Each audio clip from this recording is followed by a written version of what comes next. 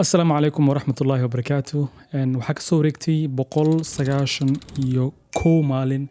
tani markii aan soo dhigay muuqaalkii ugu dambeeyay Septemberkii. Marka waxaa laga yaabaa inaad isweydiinaysaan maxaa dhacay, odayga xagga ugu dambeeyay, maxaa isbedelay, passwordka YouTube miyaa ka dhumay, maxaa dhacay. Marka muuqaalka waxa uu sameynayaa si aan uga jawaabo yacni su'aalahaas oo dhan, si maaragtay bal waxaan ku maqnaa iyo channelkan mustaqbalka siduu noqon doono saan ka rabo insha Allah inaan bal ka hadlo. Midda koobaad, channelkan saa ku ogeedeenba waxaan ka hadli jiray muuqaalo la xiriiro video editingka iyo content creationka. So marka waxaa dhacday in tan iyo September la hadda in maaragtay skillki video editingka ahaa inaan ka hadlo, inaan muuqaalo ka sameeyo dhan ayaan maaragtay si allaba waa iska nacay. Ilaan waxaa jirta qofka maaragtay wax mar uu xiiseenayo, mar maaragtay wax uu jecel yahay, xiisamaha wuxuu jecel yahay iyo mar maaragtay uu wixii xoogaa ka nacayo.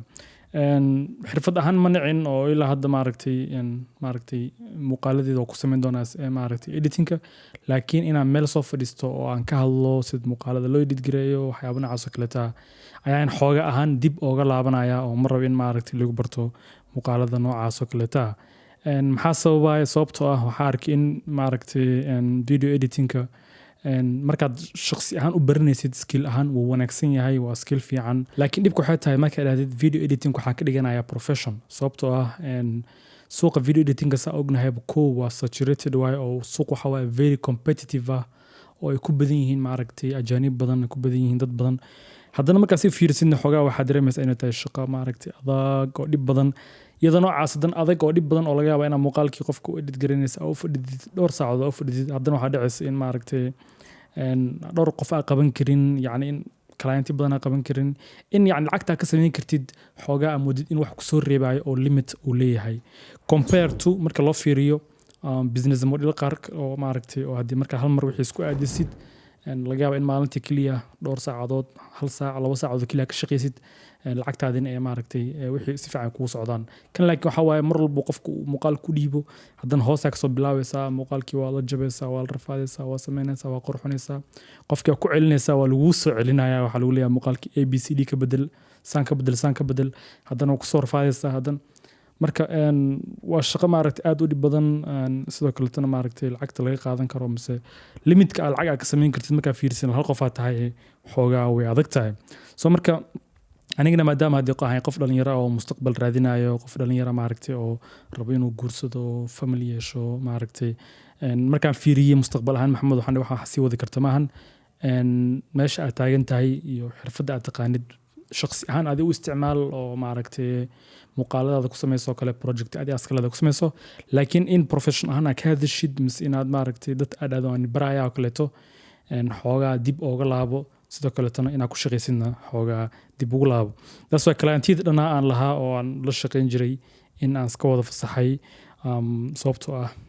maaha waxaan weli sii xiiseynayo. marka tan iyo Septemberkii xageen ku maqnaa, maxaanse qabanaya. So marka waxaa dhacday inaan guda galo e-commerce, suuqa e-commerce mise business e-commerce-ka, especially midka la dhaho drop shipping, inaan maaragtay barto, inaan muuqaalo badan ka daawado, inaan isku dayo in xirfadaas aan maaragtay aan ku shaqeeyo at the same time-na aan barto. run ahaantii waxay ahayd waxaan mar walba isha ku hayay, waxaan maaragtay mar walbaba aan markaan editing sameynay haddana aan maaragtay aan xoogaa isagana aan interested u ahaa. marka kii ayaan guda galay, waxaan dhahay maxamedow haddii jirto xirfad maaragtay adoo maaragtay shaqo badanna qabanin, lacag fiican ka samayn kartid oo limit aanan kugu xirneen, waxay tahay e-commerce, especially hadduu yahay mid dadka laga iibinayo dadka ajaanibta oo cadaanka laga iibinayo hadduu yahay, waxaa laga yaabaa in dhalinyaro waxaa arkaysaa stooradooda ka sameynayaan boqolaal maaragtay kun mise boqolaal maaragtay $1,000,000 ka sameynaya arkaysaa, qaar million sameynaya arkaysaa. marka waxaan dhahay maxamedow why don't you try this skill, ma isku daydid waxaan maaragtay tijaabisid. marka waxaan guda galay skillkaas, kadibna waxay ahayd journey dheer, safar dheer ayay ahayd. run ahaantii waxaan bilaabay store inaan sameeyo maaragtay Q4 waxaa loo yaqaanaa sanadka markuu 4 qayb yahay, qaybta 4 bilood ugu dambeyso waan 4 bilood oo maaragtay dadka badana ay aad wax u iibsadaan oo suuqa e-commerce-ka uu shidan yahay waa Q4 la dhahaa. marka Q4gaas ayaan maxamedow bal ka faa'iideyso Septemberkii wixii ka dambeeyay inaan maaragtay Shopify galo, inaan drop shipping bilaabo, inaan product soo raadiyo, inaan store samaysto. marka shaqadaas ayaan galay, interestigii maaragtay editingka ahaana waan ka dhacay waan xoogaa waxa u arkay inay tahay foolxumo haddii aan weli kasii hadlo aan soo fadhiisto aan muuqaalo editing ka sameeyo marba haddii aan xirfadii aan weli maaragtay interest u sii lahayn waxay noqonaysaa xoogaa khiyaano inaan editing aan ka hadlo at the same time gadaal marka aadana wax kale aan sameeyo marka waxaan dhahay maadaama interest aadan u haynin editingka ka seexo at least baashan e-commerce-ka baro dropshipping-ka baro markaa dhigi kartid wax fiican ka soo qabatay waa soo baratay at least markaas wax soo fadhiisan kartaa waxaa noqon kartaa e-com guy waxaa ka hadli kartaa dropshipping waxyaabo noocaas kaleeta waxaana jeclahay in mar walba waxa marka aan sameynayo waxa marka aan xiiseynayo inaan ka hadlo marka barashada dropshipping ma ahayn wax sahlan store-kii koobaad aan ku khasaaray kadib waan quit gareeyay haddana dib ayaan maaragtay ugu laabtay muuqaalo daawasho dib ayaan ugu laabtay inaan wax barto koorsooyin qaato haddana February ayaan dib u bilaabay alxamdulillah hadda waxaa dhihi karaa waxaa marayaa meel aan faa'iido ka sameynayo run ahaantii waa wax aan jeclahay waana ka shaqo fududahay markii la dhaho video editing sababtoo video editing waxaa wax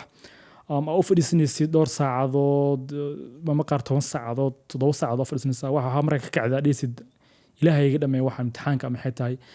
waxaasoo ka waran haddana uu qof maaragtay uu kugu sii dhibaayo ku leeyahay muuqaalkii ku celi isaan samee marka wixii dhan ayaan reynan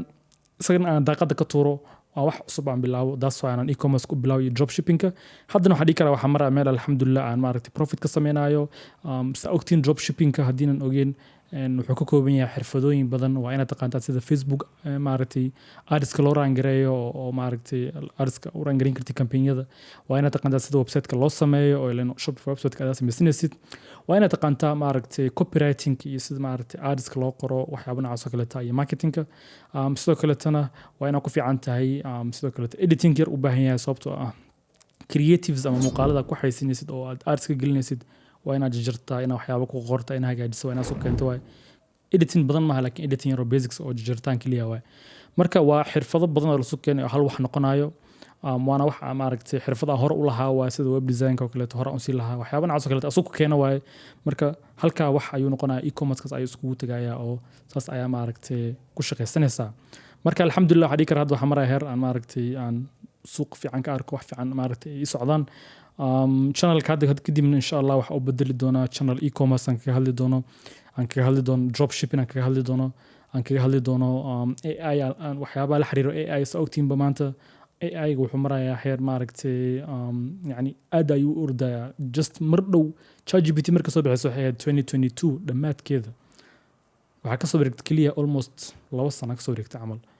3 sano 2 sano baraka soo wareegtay hadda waxaa moodaa in kadib ay soo baxeen kumanaan kun oo maaragtay AI oo suuqa dhan uu isbedelay ayaa maaragtay arkaysa soo markii in iidan AI aan barano oo aan maaragtay la soconona waxa wax wanaagsan soo iidan waxaan ka hadli doonaa AI-ga iyo waxyaabo AI uu ka saacideyn karo iyo AI walba oo la xiriiro wuxuu ka saacideyn karo sidoo kale waxaan ka hadli doonaa self development-ka muuqaalada self development-ka sidoo kale waxaan ku dari doonaa vlogsyo qaar oo nolosheeda arki doontaan anoo gym aadayo waxyaabo noocaas oo kaleeta marka waxaan rabaa inaan ka hadlo wax walba aan xiisa gelinayo kaliya inaan dhaho maaha oo editing kaliya aan ka hadlaya waxaan ka hadli doonaa e-commerce-kaas waxaan ka hadli doonaa vlogs waxaan sameyn doonaa vlogs waxaan sameyn doonaa AI-ga self development-ka wax walba maaragtay aan jecelahay wax walba maaragtay aan isleeyahay inagina faa'iido ayay insha Allah inay tahay marka muuqaalkiina si dheereeyo mar rabo kaliya waxay ahayd inaan update gareeyo dadka oo u sheego halkii aan ku maqnaa iyo waxaan ku maqnaa iyo channelkan insha Allah sidoo noqon doono mustaqbalka haddii aad qof xiiseyn doono muuqaalada aan sheegayo oo ah maaragtay e-commerce-ka dropshipping-ka sida lacagaha loo sameeyo dropshipping-ka muuqaalada la xiriiro AI-ga iyo waxyaabo noocaas oo kaleeta waxaa ku dhiilaa nagu soo biir haddii aad horey ugu soo biirtay channelkan maadaama ay ahayd qof dhalinyaro ah mise qof ay ahayd xiiseeyo video editing-ka haddana aan ku leeyahay editing ma sameyn doono haddii aad maaragtay channelka iskaga baxda dhahdo okay niyo waan kaa laabanayana kolley kama xumaan dooni sababtoo ah waxaa dareemaya in sababta u imaatay ee hadda ay weli sii jirin marka insha Allah waxaan bilaabi doonaa safarkan e-commerce-ka ah safarkan dropshipping-ka ah wixii ku guuldareysto waxaan ku guuleysto waxyaabahan ka barto sida product loo helo sida maaragtay Facebook ads-ka loo sameeyo sida store-ka loo sameeyo dhammaan waxaan is leeyahay inaan soo dhigi doono muuqaaladaas oo dhan ma u maleynaa inuu jiro channel hadda Soomaali ah oo sameeyo e-commerce-ka oo ka hadlo shakhsi ahaan ka hadlo e-commerce-ka iyo dropshipping-ka iyo Shopify-ga si fiican ooga hadlo oo guud ahaan ooga hadlo inuu jiro ma maleynaay kaliya waxaa jira dhalinyaro yar oo tiktok aan ku arkay oo koorsooyin waxyaabahaas dadka ku iibinayaan laakiin halkan waxaa ka baran doontaan waxyaabo in depth ah oo gudaha loo gelaayo sida loo sameeyo product researchka saa ku heli karta product aas leedahay waa winning product iyo waxyaabo noocaas oo kaleeta sida adska loo sameeyo sida maaragtay storeka u hagaajin lahayd sida sameyn lahayd fulfillmentka qofka alaabta ugu dir lahayd waxaasoo dhan insha allah ayaan kaga hadli doonaa iyo waxyaabo kaleeto oo badan insha allah waa ku mahadsantahay daawashada muuqaalkan wabilaahi tawfiiq